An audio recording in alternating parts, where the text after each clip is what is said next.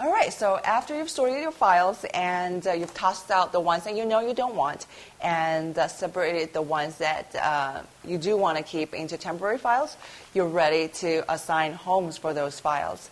And sometimes you might have items that you're not sure where to go yet. You can actually create a category called not sure for these files, and then you can decide them later. Sometimes giving yourself a little time will make you make a decision on the paperwork, and sometimes you might end up realizing that you don't need the paperwork and you can just go ahead and toss them out. And for the ones that you do decide to keep, now let's assign a home. Some of the files, you might already have a home for it. For example, you might already have a file for your paid bills, and then you can just go ahead and integrate these paperwork you've gathered and put into a temporary file into the file that's already in your cabinet.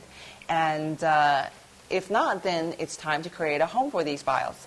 And I want to walk you through just a simple way of categorizing your files. It's a very simple principle that can be applied to any organizing, and again, that principle is like with like. For example, you might have files you might have paperworks that are bank statements or credit card statements, and or CD account information, and these paperwork are essentially the same category. They're all financial papers. So you want to keep all your financial papers in the same place. And same thing goes with the other categories. Insurance papers and vehicle documentations essentially all fall under household information, and that's how you can categorize your paperwork. And once you've decided on the categories, then you can even assign color coding if you would like. And again, it's to your liking.